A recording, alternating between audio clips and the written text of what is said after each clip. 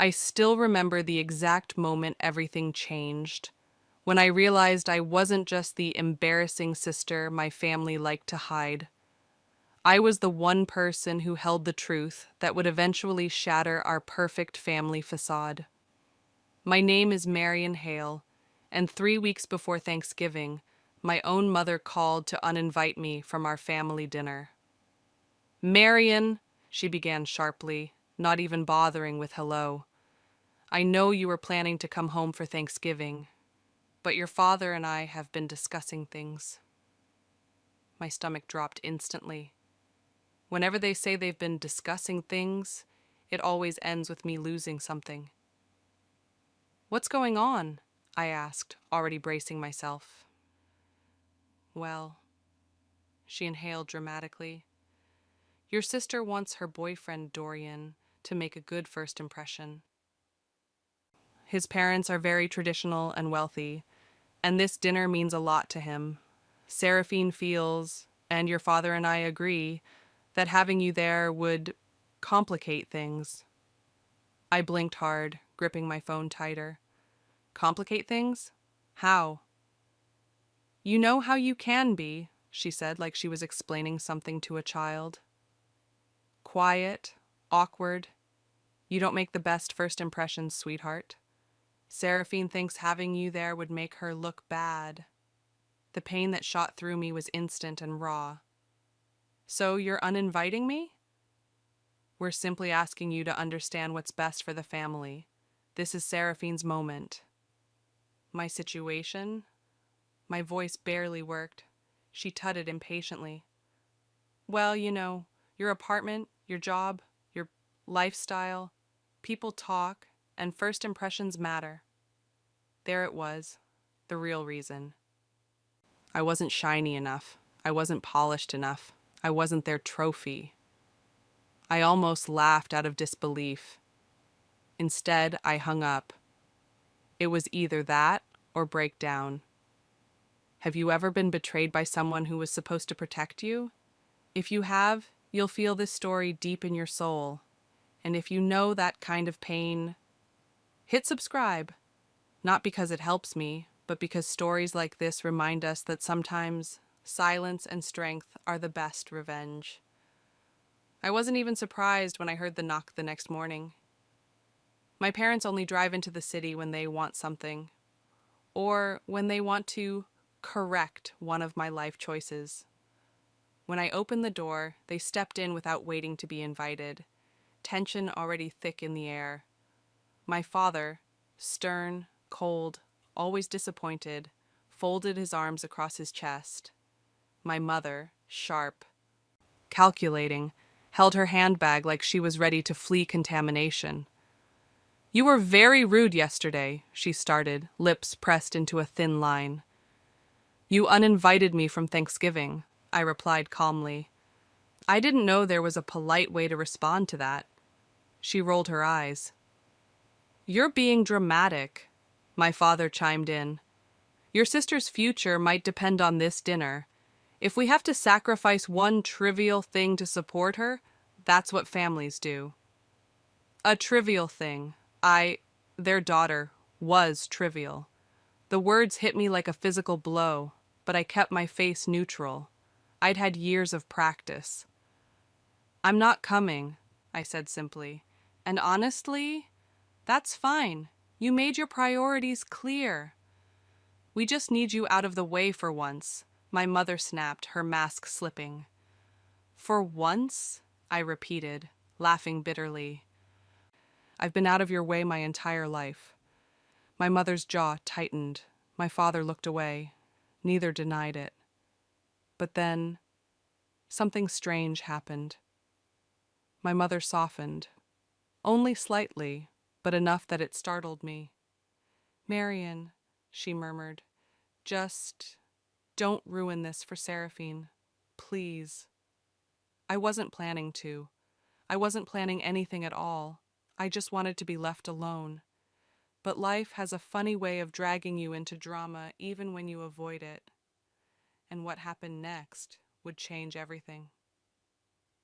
2 days later, I was at the grocery store when someone tapped my shoulder. Excuse me? Are you Marion Hale?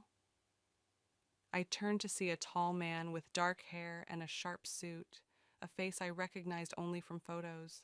It was Dorian, Seraphine's boyfriend. Great, just what I needed. What do you want? I asked, ready for more insults. But instead, he gave a polite bow of his head. I owe you an apology. An apology?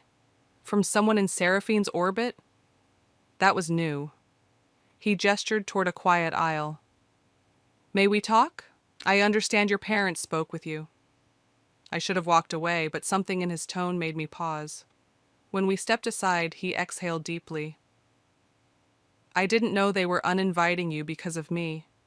Seraphine told me you were busy with work. I blinked. She said that? He nodded. And when I asked if she had invited you to our family dinner, she said you preferred to keep to yourself and wouldn't feel comfortable. Of course she said that. Seraphine was always curating her image, right down to what others believed about me. I want to meet your family, he continued. All of it, including you.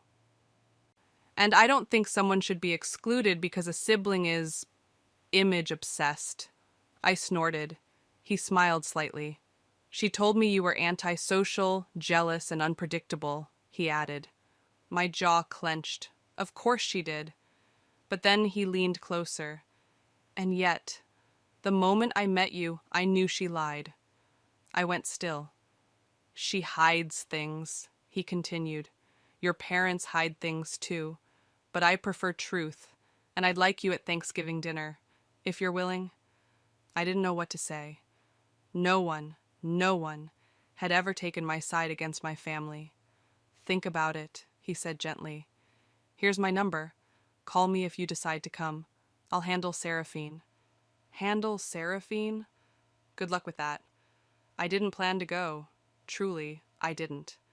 For 3 days, I stared at Dorian's number in my phone. I replayed our conversation over and over. Why did he care? What was his angle? Every family gathering ended the same way.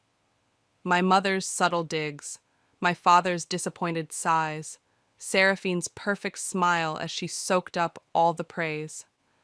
Marion, why can't you dress more like your sister? Marion, when are you going to get a real job? Marion, you should let Seraphine help you with your hair. 29 years of being the family disappointment. 29 years of pretending it didn't hurt. But something about Dorian's sincerity gnawed at me. For once, someone wasn't treating me like background noise. So on Thanksgiving morning, I made a decision not to make a scene, not to ruin anything, just to be present, to not hide. I texted Dorian, I'll come. He responded instantly. I'll meet you at the driveway. My hands trembled as I got dressed. I chose a simple black dress, professional, clean, nothing they could criticize. As I drove to my parents' house, memories flooded back. Christmas when I was 16 and they gave Seraphine a car while I got a sweater. My college graduation they skipped because Seraphine had a dance recital. My business launch they dismissed as a little hobby. You know what hurts the most? Not what they did, but that I still tried to make them proud after everything. If you've ever given people too many chances, you already understand this pain.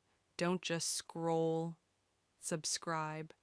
Join people who've been through it too, because you deserve stories that make you feel seen.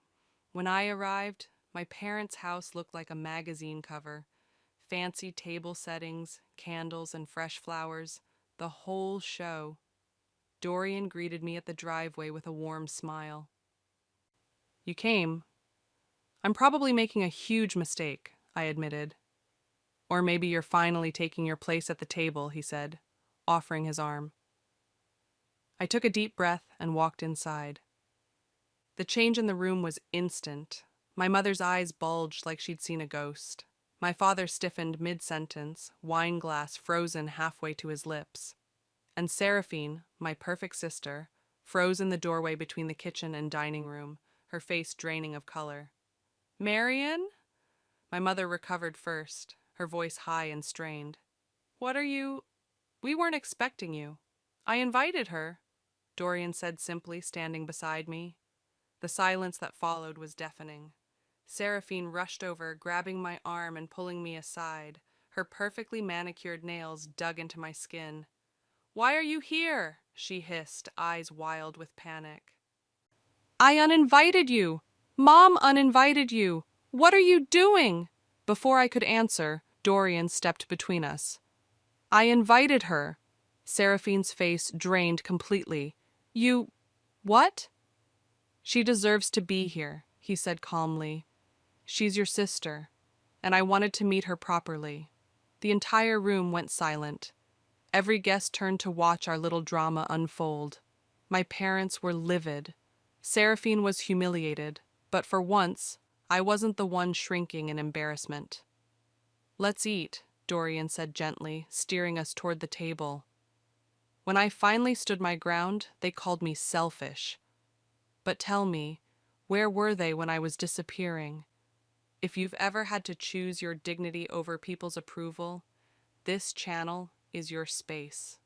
Subscribe, not for me, but for every quiet soul who took their power back when no one thought they would. Dinner was tense, to put it mildly. Seraphine kept giving me murderous looks from across the table. My mother gripped her wine glass so hard I thought it would shatter.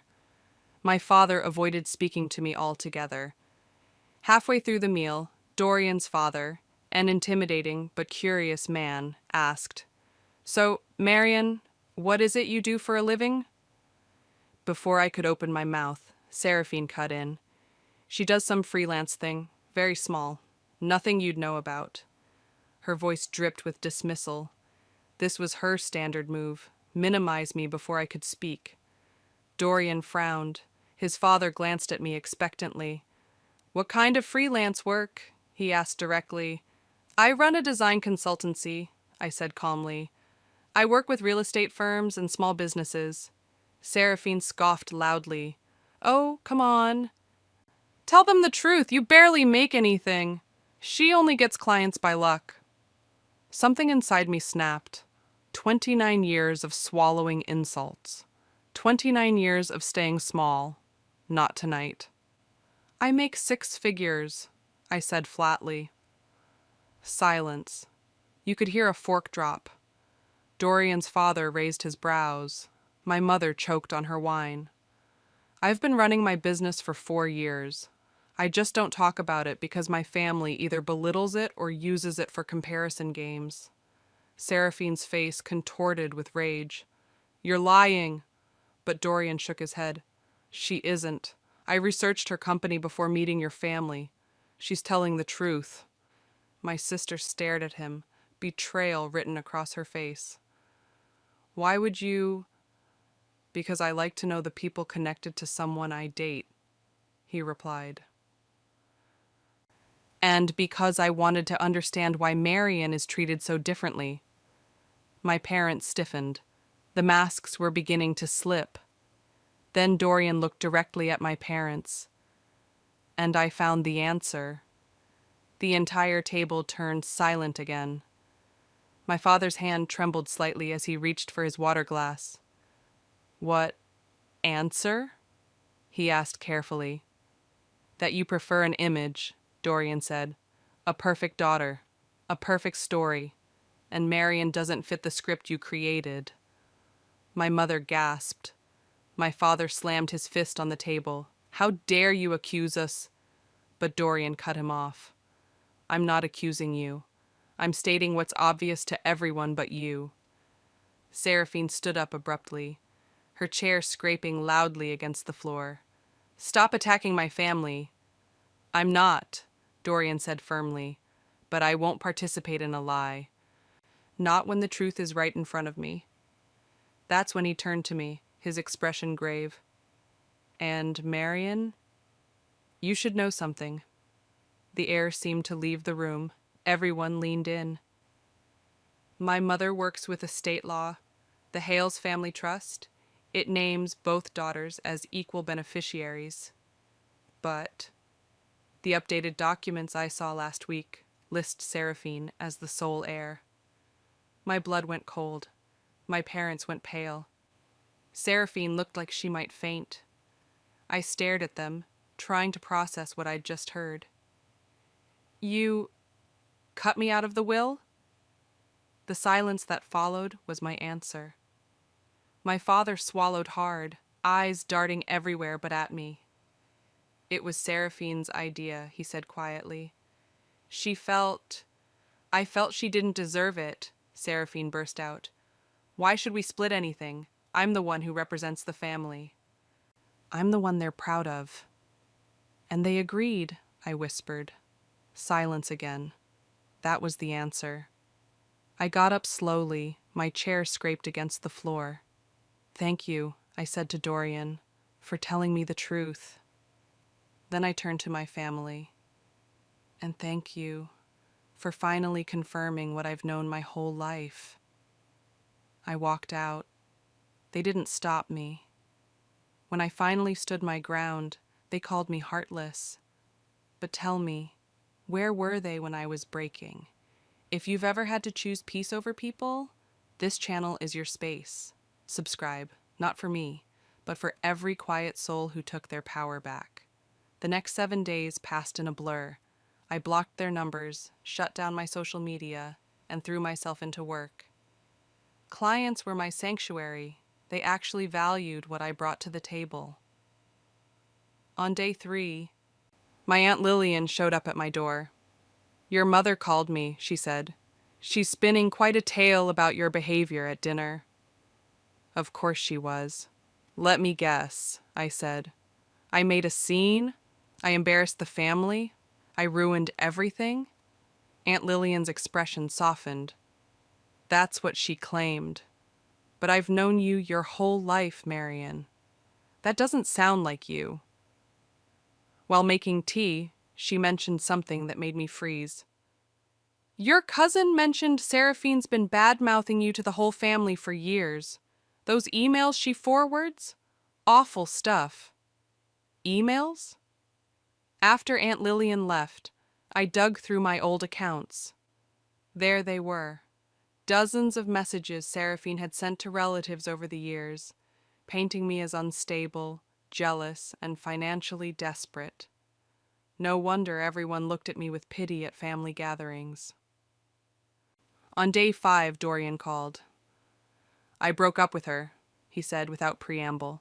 After I saw who she really is, I couldn't stay. You didn't have to do that, I said quietly. Yes, I did. For my own integrity. He paused. Also, your parents are asking questions about the trust, about old financial decisions. I think they're starting to see the pattern. I didn't respond. It was too little, too late.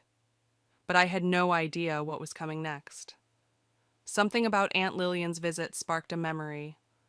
Old boxes in my storage unit, paperwork from college that I'd never fully sorted through. That weekend, I drove to the storage facility and dug them out. Dust covered everything as I hauled 3 cardboard boxes back to my apartment. I wasn't even sure what I was looking for, just that something felt off. 4 hours into sorting through old report cards and graduation programs, I found it, a folder labeled College Fund, in my father's handwriting. My hands trembled as I opened it. Inside were bank statements, withdrawal slips, and a handwritten agreement. Temporary loan from Marion's college fund, $42,500 for Seraphine's private school tuition, to be repaid with interest by June 2010. I stared at it, stunned. They'd taken nearly half my college fund. That's why I'd had to work 2 jobs through school while Seraphine attended her expensive private academy. And they never repaid it. Not 1 cent. Below that document was another, a second loan of $35,000 3 years later for Seraphine's study abroad experience, again with a promise to repay that was never kept. I flipped through more papers, finding a pattern spanning 15 years. Every major expense for Seraphine, her car, her wedding, her house down payment, came partially from accounts meant for me. Over $200,000 total, money that would have changed my life, money I struggled without while building my business from scratch. The next morning, I called a financial attorney. These are legally binding agreements, she confirmed after reviewing the documents. They signed promissory notes. You have a case. I don't want to sue my parents, I said quietly. Then what do you want? I thought about it. I want them to know that I know. I want them to face what they did.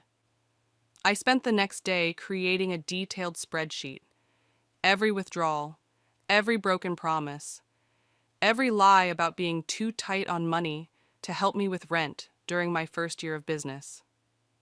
Have you ever discovered a betrayal so deep it made you question your entire life? If you have, you know this hollow feeling in your chest.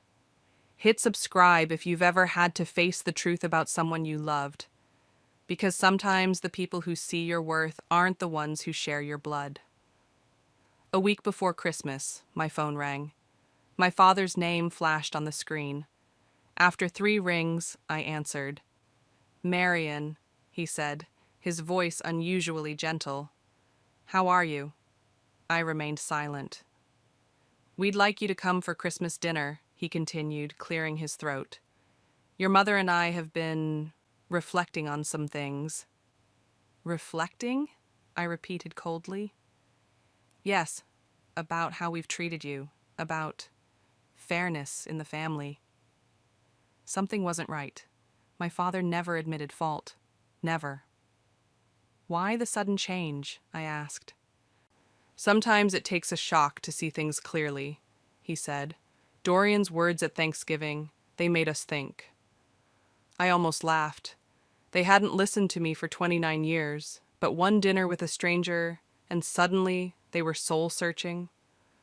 "I'll think about it," I said finally. After hanging up, I called Dorian. "My father invited me for Christmas. Does this seem strange to you?" His pause told me everything. "Seraphine's been unstable since we broke up," he said carefully. "She's telling everyone you manipulated me, that you're trying to steal her life. She's desperate to regain control of the narrative." "And my parents?" "From what I've heard, they're torn. They're beginning to see the pattern of manipulation, but they're afraid of losing her. She's threatening to cut them off if they reconnect with you." I considered my options. I could refuse and maintain my distance. Safe, but nothing would change. Or I could go, with my evidence in hand, and finally bring everything into the light. "If you go," Dorian added, "be prepared, bring documentation, don't let them twist things." That night I made my decision. I'd attend Christmas dinner, but not as the silent, accommodating Marion they expected. I began preparing a folder, every financial document, every email, every proof of their decades-long favoritism. For once, the truth would have its day. Christmas Eve at the Hale house felt different. The decorations were the same, the towering tree, the matching stockings, the perfect garlands, but the air was heavy with unspoken words. My aunt and uncle were there, along with 2 cousins, witnesses. I wondered if that was deliberate on my parents' part. Seraphine arrived last, her smile brittle as glass. When she saw me, her eyes flashed with panic before she composed herself. "Marion, what a surprise!" she sang, hugging me stiffly. "I didn't know you were coming." "Your parents invited me," I replied, just loud enough for everyone to hear. Throughout dinner, Seraphine dominated the conversation, talking about her job, her social connections, her plans for the new year. Classic deflection strategy. My parents nodded along, but I caught my father watching me with an anxious expression. After the main course, my mother pulled me into the kitchen. "Marion, your father and I want to talk privately after dinner," she whispered. "We're prepared to reconsider the inheritance situation." "Reconsider?" I kept my voice steady. That's interesting timing. We made a mistake, she admitted, not quite meeting my eyes. Back at the table, Seraphine was telling everyone about her promotion. It's quite selective. They only choose people with exceptional judgment and integrity. Something in me snapped. I placed the folder I'd brought on the table. Speaking of integrity, I found some interesting documents recently. The room went silent. "What are those?" my father asked, his voice tight. "Loan agreements, for money taken from my college fund to pay for Seraphine's private school, her study abroad program, her car. Money you promised to repay, but never did." My aunt gasped. Seraphine's face drained of color. "Over $200,000, I continued. "While I worked 2 jobs through college and lived on ramen." "That's private family business," my mother hissed. "Yes," I agreed. "And I'm family, aren't I?" My uncle leaned forward. "James, is this true? You took her college money?" My father couldn't look him in the eye. A week after the Christmas disaster, I received a call from an unknown number. "Ms. Hale, this is Howard Benson, your parents' attorney. I'd like to meet with you tomorrow, if possible." My stomach dropped. Were they suing me? Trying to silence me legally? When I arrived at his office the next morning, the elderly lawyer greeted me with unexpected warmth. "Thank you for coming, Marion. I've known your family for 30 years, but I must say, I've learned more in the past week than in all those decades." He handed me a sealed envelope. "Your father asked me to give you this." My hands trembled as I opened it. Inside was a letter and a legal document. The letter contained a single sentence: "We realized too late who our real daughter is." And the document? The inheritance was restored entirely to me, not split, not shared, all mine. I stared at the lawyer in disbelief. "This can't be right." "It is," he said quietly. "Your sister tried to pressure your parents to sign you out completely. When they refused and suggested equal shares again, she threatened to expose private family matters to Dorian's family. Said she'd tell everyone your father had gambling debts, that your mother had affairs." I sat back, stunned. "None of which is true," he continued, "but the threat revealed who she truly is. They realized she would burn everything down for her own image and gain. So they gave everything to me? That makes no sense. Your father's words were, 'Seraphine has received advantages her entire life. Marion built herself up alone. It's time to correct the balance.'" I walked out of the office in a daze. My phone buzzed with a text from Seraphine. "You stole my life. I hope you're happy." I didn't reply. I didn't need to. For the first time ever, they finally saw me, not as the embarrassing sister, not as the background character, but as the one who refused to break, even when they tried to erase me. Sometimes revenge isn't about payback, it's about peace. And if this story touched you, subscribe right now. Because somewhere out there, another person is watching in silence, needing a reminder that they're not alone, and your one click might help them find it. In the weeks that followed, Seraphine's perfect image collapsed like a house of cards. First came the frantic calls to mutual friends and distant relatives. She painted herself as the victim, poor Seraphine, betrayed by her jealous sister who'd manipulated their elderly parents into changing their will. "Have you heard what Marion did?" she'd say, her voice dripping with fake concern. "I'm worried about Mom and Dad. She's taking advantage of them."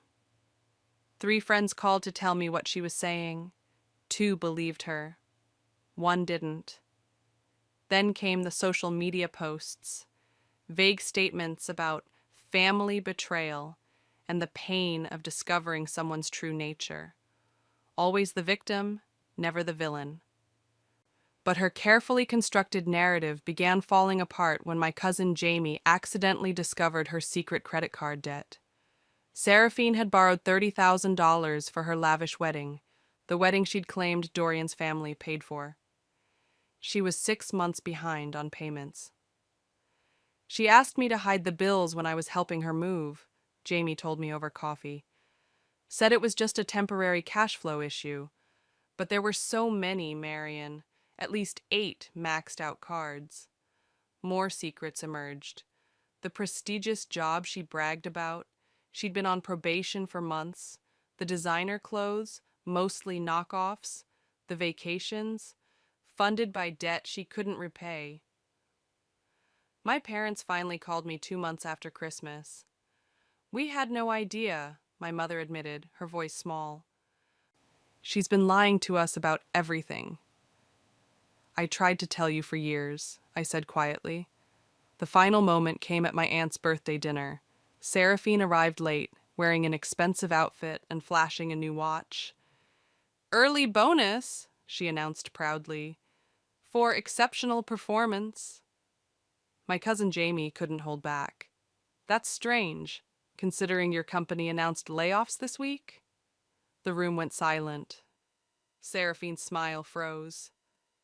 They made exceptions for top performers. "I have a friend in your HR department," Jamie continued. "They haven't given bonuses in 2 years." Seraphine's mask cracked completely. "Why are you all attacking me? This is what you do, isn't it, Marion? Turn everyone against me?" She stormed out, leaving her web of lies exposed for everyone to see. With the inheritance settled and the truth out in the open, I had decisions to make. Not about money, about boundaries. My parents wanted reconciliation. They called daily, sent gifts, even showed up at my office once. "We need to talk about this, Marion," my father pleaded. "We're still family." I agreed to meet them at a neutral place, a coffee shop downtown. "I'm willing to have a relationship with you," I told them calmly. "But it will be different. No comparisons to Seraphine, no criticizing my choices, no pressure to attend events where I'm treated as less than." My mother began to protest, but my father stopped her. "We accept your terms," he said quietly. "We've lost one daughter to her own lies. We don't want to lose you to our mistakes." Meanwhile, Dorian officially ended things with Seraphine. He called to tell me. "She wanted me to help her contest the will," he explained. "Said we could use the money to start our life together. When I refused, she accused me of having feelings for you." I wasn't sure how to respond to that. "Do you?" I asked finally. "No," he said honestly, "but I respect you. That's worth more." Instead, I found myself connecting with Dorian's cousin, Michael, who ran a community arts program. He'd reached out to discuss a potential design collaboration, but our coffee meetings gradually became something more. "You remind me of my grandmother," he told me once. "She built her business when no one believed in her either." As for the inheritance, I couldn't keep it all. It felt wrong. I used a portion to establish a scholarship for first-generation business owners, people like me who had to build everything from scratch. For the first time in my life, I created my own holiday traditions. Thanksgiving at my place with friends who actually wanted me there, Christmas volunteering at the community center, then dinner with people who saw me, really saw me. "You seem different," Michael observed on New Year's Eve. "Lighter." "I am," I replied. "I finally stopped trying to belong somewhere I was never wanted." Exactly 1 year after that fateful Thanksgiving dinner, my life was unrecognizable, in the best possible way. My business had more than doubled. I'd hired a team of 5 designers. We'd moved into an actual office with my name on the door. And I'd just landed my biggest client yet, a luxury hotel chain that Seraphine had once mockingly told me I'd never be good enough for. The irony wasn't lost on me.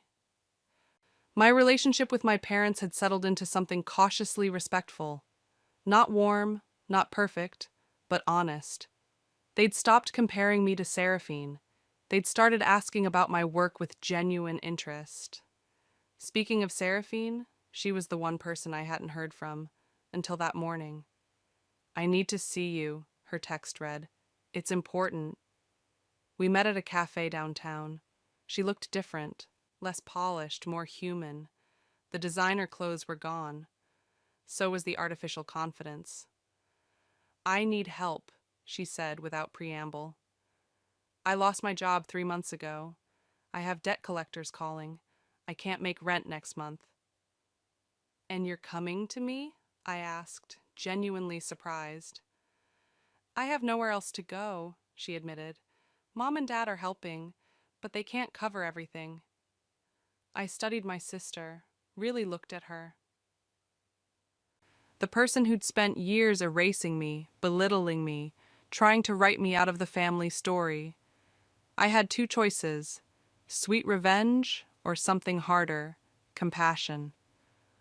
"I'll help you," I said finally, "but with conditions." "Anything," she whispered. "Therapy, real accountability. And you work for me, starting in the filing room, earning your way up like everyone else." Her eyes widened. "You'd give me a job after everything?" "Not because you deserve it," I said honestly, "but because I won't become what you were." That evening, I hosted a family dinner at my new house. My parents came. So did Michael, now officially my boyfriend, and Seraphine, seated not at the center of attention, but quietly at the side. As I took my place at the head of the table, I caught my father's eye. A year ago, he would never have allowed this shift in family hierarchy. Now he simply nodded with respect. The power had shifted, not because I'd sought revenge, but because I'd finally stopped seeking their approval. I'd won by walking away. Have you ever found strength after someone tried to erase you? If this story resonated with you, hit subscribe now. Your experiences matter, your boundaries matter, and your story matters, even when others try to write you out of it. Join our community of quiet warriors who found their voice when they finally stopped trying to please the people who never saw their worth.